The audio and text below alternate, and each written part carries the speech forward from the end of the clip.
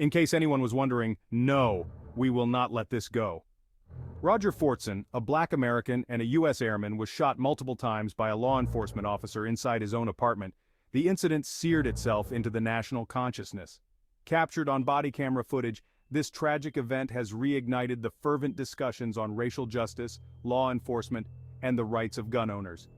Justice now hangs in the balance as the nation watches, waiting to see if accountability and fairness will prevail in a case that touches the very core of American values.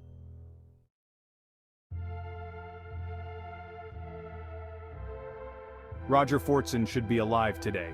Rodger Fortson wasn't just any civilian, he was a 23-year-old black man living his dream, the American dream. He was a dedicated airman and a respected member of the U.S. Air Force. His military background included a commendable service and a commitment to his country. He was the veritable patriot that fake patriots think they are. He had already been awarded a Valor Medal after he addressed an in-flight emergency, enabling his team to continue the mission they were on, which makes his untimely death even more poignant. Raised in a tight-knit family, Fortson was known for his kindness and love for his family. He wanted to buy his mother a house, and on May 1st, he called home to find out what his 10-year-old sister wanted for her birthday. By all accounts, he was doing everything he could to improve the circumstances of himself and his family. Friends and family members describe how excited he was about his future. That all came to an end Friday, May 3rd, when an Okaloosa County Sheriff's deputy shot and killed him within 2 seconds of encountering Rodger at the front door of his own home. His life, so full of potential, was cut tragically short, leaving a community to mourn, to seethe, and to seek answers.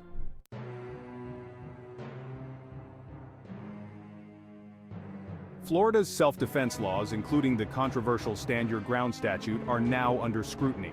These laws permit individuals to use force, including lethal force, if they believe such action is necessary to prevent imminent harm or death. In Fortson's case, the debate centers around whether the deputy had a reasonable belief of an imminent threat that justified the use of deadly force. Body cam footage makes it very clear Fortson, although holding a weapon, had the weapon pointed down and never made a threatening move.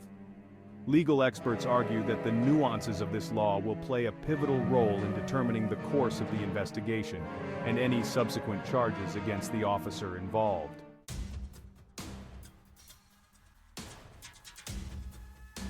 Body cameras are intended to provide a transparent, unbiased account of police interactions. In this case, the body camera footage is both a crucial piece of evidence and a focal point for public outrage. The availability of the footage has allowed for a broader assessment of the incident, offering insights into the actions and decisions of both Fortson and the officer. This transparency is essential in assessing the legitimacy of the police action and in fostering trust between law enforcement and the community.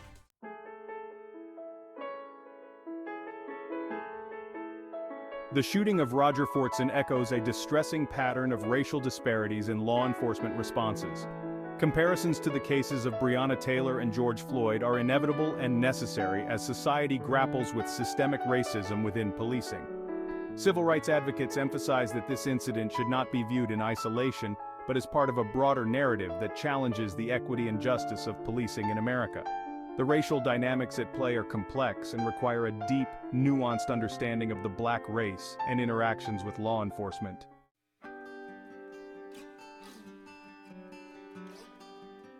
The local and national outcry has been swift and understandingly loud. Protests organized in Fort Walton Beach and across the country, calling for justice for Rodger Fortson, and once again a plea for systemic changes in policing practices.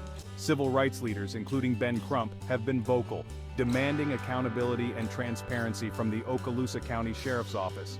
Social media campaigns and public forums have further amplified the call for justice, illustrating the widespread impact of this case on community trust and police legitimacy.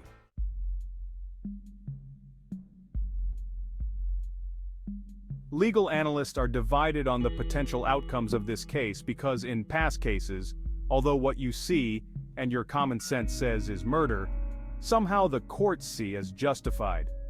Some suggest that the rapid nature of the officer's decision-making could be seen as a failure to de-escalate, possibly leading to charges. Others caution that the presence of a firearm might complicate the narrative, leaning towards a justification of the officer's actions under current laws. The problem is that the officer had complete control of the situation. Once Fortson opens the door, and the deputy tells him, "Step back," before immediately opening fire on him, shooting at least 6 times. As Fortson was obeying the command to step back, it is after Fortson is shot and on the ground that the deputy eventually yells, "Drop the gun!" twice.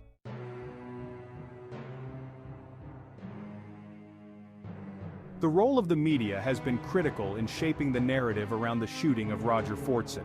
Extensive coverage, especially of the body camera footage, has kept public attention fixed on the unfolding events. Journalistic integrity and balanced reporting are under the microscope, as the media navigates the complex interplay of law enforcement actions and civil rights. The responsibility to report factually and sensitively has never been more crucial.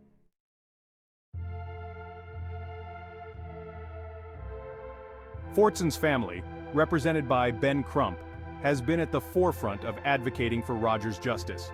They have organized vigils, press conferences, and legal petitions to keep his case in the public eye and press for a thorough investigation. Their unwavering commitment serves as a poignant reminder of the personal toll behind the headlines. Rodger Fortson was not just a victim of crime, he was a son, a brother, and a valued friend. The family's actions not only seek justice for Rodger, but also aim to prevent future tragedies through systemic change.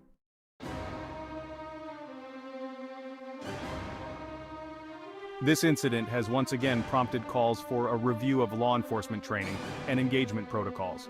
Critics argue that there needs to be a greater emphasis on de-escalation techniques, although in this case de-escalation was not the issue, as there was nothing to de-escalate. This was just wrong. The law enforcement community is at a crossroads, facing intense scrutiny and calls for substantive reform. The outcome of this case may hopefully influence police training and operational protocols nationwide. Although we have been at this crossroad before, how many times before we figure out this way is not working?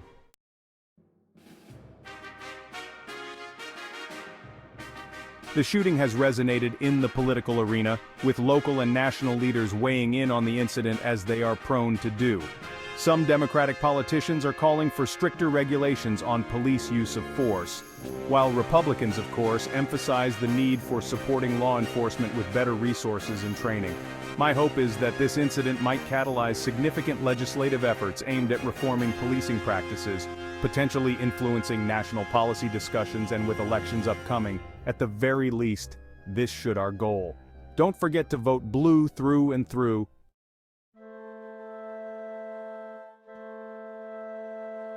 The incident raises complex questions about gun ownership and public safety. While Fortson was legally armed, the circumstances of his shooting challenged the perceptions of gun ownership as a means of protection. This case contributes to the ongoing national debate on gun control, rights, and the responsibilities of gun owners and law enforcement alike, and it highlights the difference on how gun laws are applied when a person of color has the gun.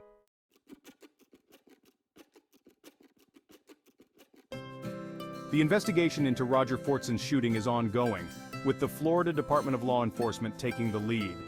The community and Fortson's family await the findings, hoping for a resolution that brings clarity, justice, change, and progress. As the legal processes unfold, the implications for law enforcement practices, community relations, and legal standards will be closely watched. Hopefully, this case may well be a watershed moment for systemic change.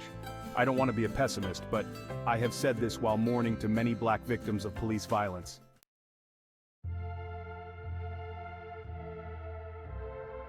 The tragic shooting of Rodger Fortson presents a complex tapestry of legal, social, and ethical questions. It challenges us to reflect on the values of justice, accountability, and equality in America.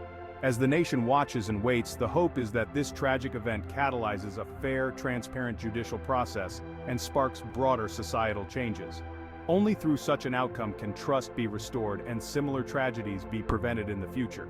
Like, subscribe, share, and join, or start a conversation aimed at a better community that has compassion for our brother.